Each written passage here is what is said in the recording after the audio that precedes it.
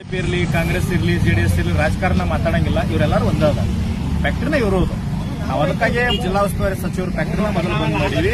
ನೀವೇ ದರ ಘೋಷಣೆ ಮಾಡಿ, ನಿಮ್ಮಿಂದ ಜಿಲ್ಲಾ ಬೆನ್ನತ್ತೈತಿ, ಜಿಲ್ಲಾ ಬೆನ್ನತ್ತ ರಾಜ್ಯನ ಬೆನ್ನತ್ತದ ಅಂತ ಮೊದಲು ನಾವು ಅಲ್ಲೇ ಮೂಗಿಳಿ ಕೆಲಸ ಮಾಡಿವಿ. ಅದಕ್ಕಾಗಿ ಕಠಿಣ ನಿರ್ಧಾರವನ್ನು ನಾವು ತಗೊಂಡು ಸತೀಶ್ ಜಾರಕಿಹೊಳಿ ಫ್ಯಾಕ್ಟ್ರಿ ಅದು ದೀಪಾವಳಿ ದಿನ ರಾಷ್ಟ್ರೀಯ ಹಬ್ಬ. ಎಲ್ಲಾ ರೈತರು ಬಿಟ್ಟುಕೊಟ್ಟ ಸತೀಶ್ ಜಾರಕಿಹೊಳಿ ಫ್ಯಾಕ್ಟ್ರಿ ಮುಂದೆ ನಿಂತು ಸಾಯಂಕಾಲ ಅವರು ಗಟ್ಟಿ ನಿರ್ಧಾರ ಮಾಡಿಕೊಂಡು ತಹಸೀಲ್ದಾರ್, ಸಿಪಿಐ, ಡಿಎಸ್ಪಿ ಎಲ್ಲರ ನೇತೃತ್ವದೊಳಗೆ ಒಂದು ನಿರ್ಧಾರವನ್ನು ತಗೊಂಡು ನಾವು ಬಂದೀವಿ. ಫ್ಯಾಕ್ಟ್ರಿ ಯಾರು ಚಾಲೂ ಮಾಡಂಗಿಲ್ಲ ಅಂತಂದಾರ. ಕರ್ನಾಟಕದೊಳಗೆ ಈಗ ಮಹಾರಾಷ್ಟ್ರ ಕಳ್ಳತನ ಏನ್ ಕಳಿಸ್ಲಿಕ್ಕತ್ತಾರ, ಇವತ್ತಿನ PSI ಸಾಹೇಬರು ಇಲ್ಲಿ ಬರ್ತಾರ, ಅದಕ್ಕೆ ನಿರ್ಧಾರ ಆಗ್ತದೆ.